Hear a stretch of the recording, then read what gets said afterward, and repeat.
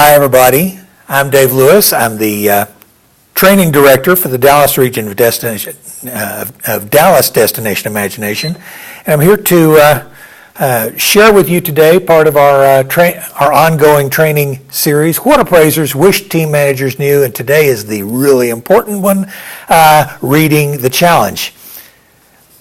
I'll go on and tell you that a few years back I had a second-year appraiser come through, and as we were clearing up the room at the end of the tournament day, and I said, "So how did you like this year's tournament?" She said, "I have a question for you." She said, when did the teams receive the challenge?" And I said, "Oh, 1st of September or something like that. They've had it about 5 months." And she said, "So how is it that you trained me Thursday night and I've known it less than 48 hours and I understand it better than they do?"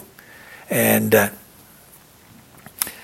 so I had to explain a few things, but her point was a valid one, that a lot of teams don't seem to have read the challenge. They don't understand it.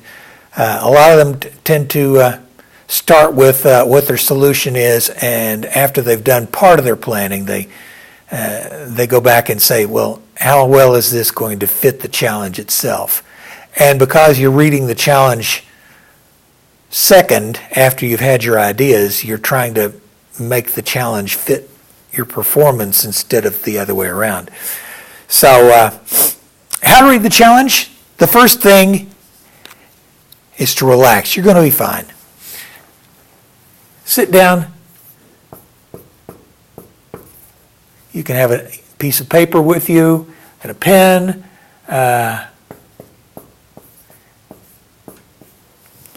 Beverage of your choice. And if you're one of those people who likes to take notes or you like to doodle, that's fine. You're going to skim the whole challenge, read it front to back. Don't pause for anything more than writing down a question, because I'll tell you, when you do think of a question, you say, well, wait a minute, what about? Generally, the what about is going to be addressed in the next point. That's the way they're written. I've been reading challenges for 26 years, and I've been writing them for almost 9 now. So I know whereof I speak. Your question is usually answered in the next point. But go ahead and write it down. You'll get it out of your system, because the main thing is you want to get the whole picture all at once. And once you've done that, then you can start breaking things down. And that's where you get to the scoring summary. This is where an experienced team starts. I'll go and spell the word all the way out. The scoring summary. This is where an experienced team usually starts. They sit down, they get all the challenges, and they look at the scoring summary of this one, and this one. They say, okay, what have we got to do in this one? Where are the points? Oh, we got to do in this one. Where are the points? Oh, that's too hard. What are we going to do? Ooh, you know what? That one might be fun. And then they'll look back at the title and say, okay, that sounds kind of fun. They may do that. But that's the way that they're going to do it, is look at the scoring summary, find out where the points are. Now, I'll give you a quick summary of how the scoring is broken down. Let's just draw this circle, and you've got, those are your team choice elements. These are the ones that your team is going to select, I hope, last of all, but as they work through. These are the things that the challenge doesn't require, but they just want to show off, okay? Then you've got a primary requirement that's about 80, a secondary requirement that's about 60, and a tertiary that's about 40. And thank you for giving me the chance to say tertiary. Those are your 300 points. There'll be another 100 points for instant challenge, but that's a secret, right? So here are your points. Now, if you're going to do one of the vowel challenges, technical or engineering, this 140 points is mostly going to go into something that the team builds, and the rest will be a story component to their performance. If you're doing the fine arts challenge, you're going to have the story that plays the thing for that, and these are approximations. This is just kind of a rough estimate as to how the score breaks down.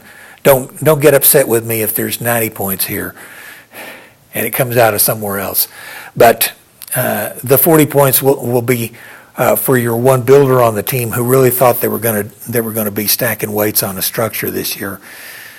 He wanted to build something. There's still 40 points there for him. Okay. The scientific challenge breaks it down to where you've got approximately 60% of the points are in the actual science, and about 40% are in the performance, the theatrical values of it. It's as near half and half as you're going to get.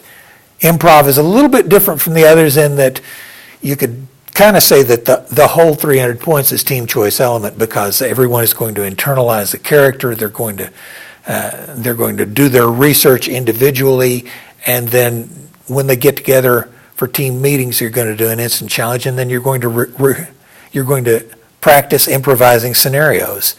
You keep throwing new variables at them, and they're going to say, how does my character react in that? And they'll try to include a narrative arc.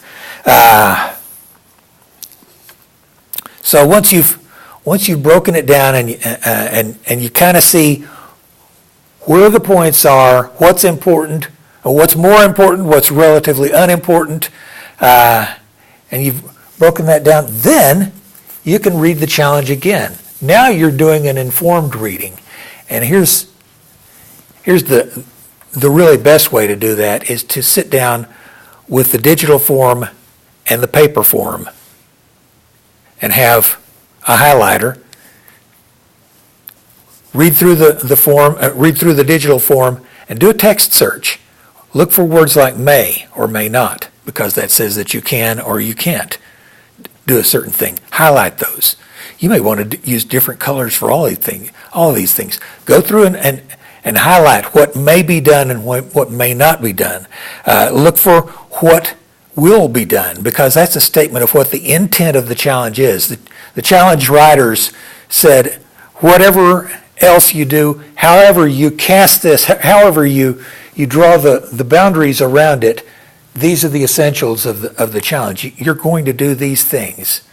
Your team will build a structure that will support weight. Your team will build a machine that performs a task. Your team will theatrically ask the question, why do fools fall in love? It's etc.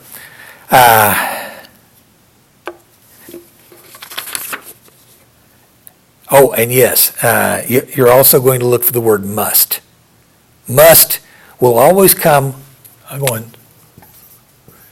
if you have a word must, then it's going to be accompanied by a downside if you don't do it, a deduction, or it's going to point out where you're going to score points with it. You got a real carrot or stick arrangement wherever you see the word must. And then once you've looked at and highlighted those words, you go to words dealing with purposes, which are, for the purposes of this challenge, this word is defined as meaning this. For the purposes of this challenge, the rope is made of polypropylene and is 3/8 inch in diameter. Whatever. That kind of definition is in there, where you've got an open-ended word that could be interpreted a great many ways, but the challenge writers have set limits on it so that the appraisers can score it consistently.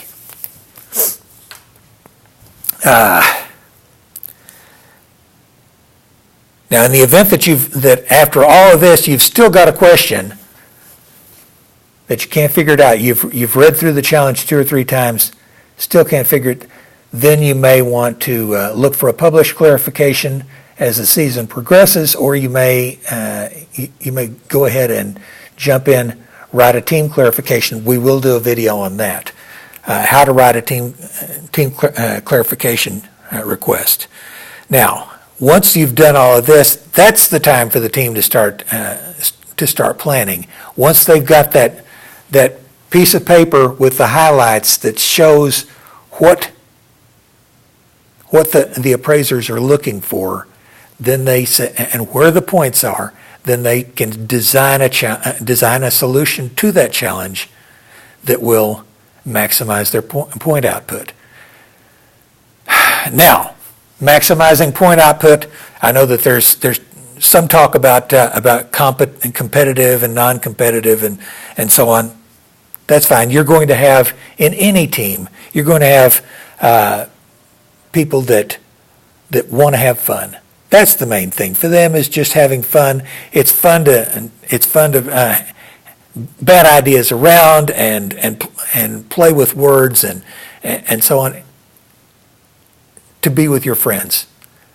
That's cool.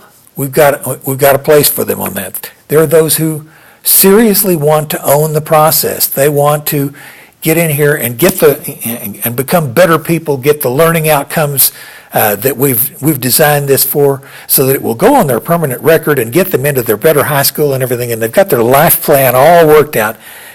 This is step number 326 toward my life goal. That's fine. We've got cookies on that shelf too.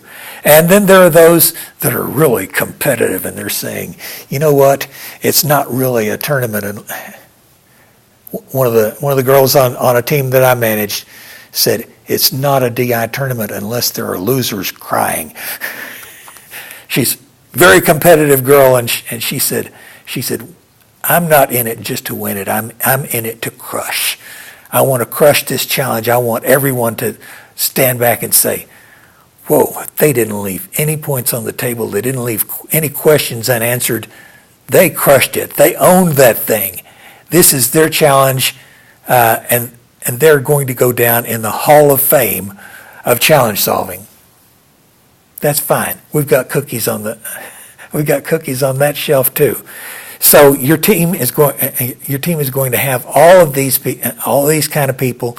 Your job as a manager is going to be keeping them all, if not on the same page, at least in the same chapter, okay? So good luck with that, but read the challenge and you can avoid a whole lot of mistakes later on.